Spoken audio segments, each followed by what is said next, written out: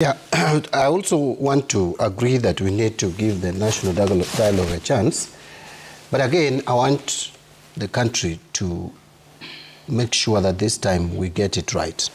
Because I don't think we can be in the same place every time we finish elections. We are back to the drawing board and having committees and having meetings and handshakes and discussions. We need to fix some of the things that are causing this, that are putting us to where we are.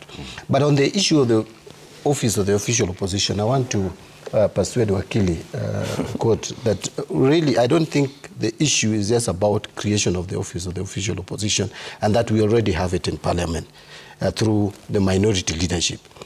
The issue here is about inclusivity.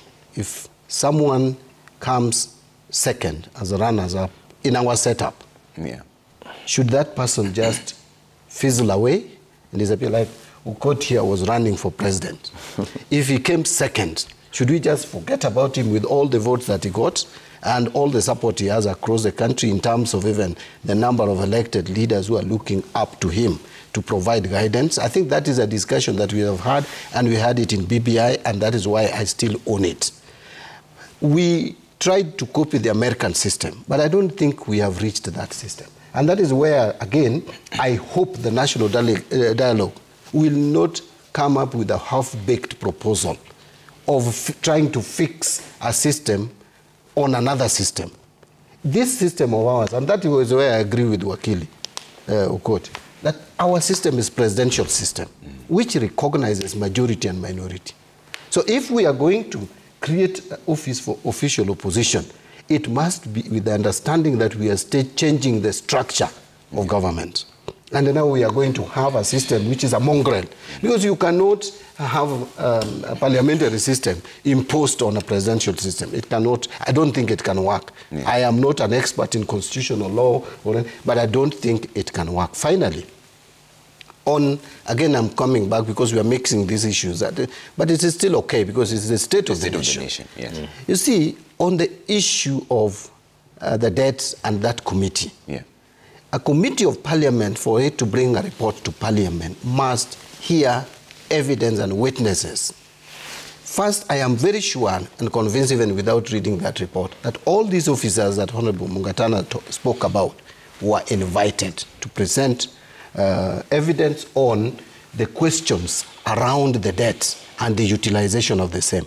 So the Treasury must have been invited, Central Bank must have been invited, the monetary policy, all these must have been invited to give evidence on whether the debts that were taken actually came to the consolidated fund. My final comment on that, we made a mistake in 2013, 2014.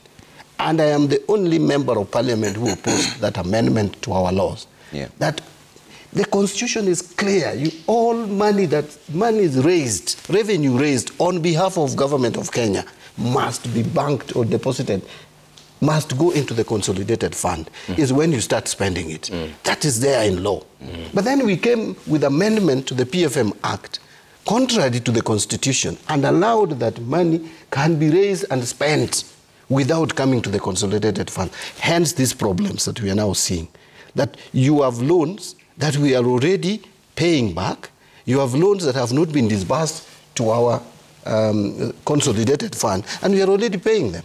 That was a mistake, and those are some of the mistakes, Senator Mungatana, that I find our legislator is getting into. And I've been a legislator from 2007. Sometimes I feel ashamed when I appear for public debate, and I'm supposed to defend a decision that was taken by legislature, which is completely wrong. But is that sheer incompetence from the... It is not incompetence. It is not incompetence, Trevor. It is lack of discipline.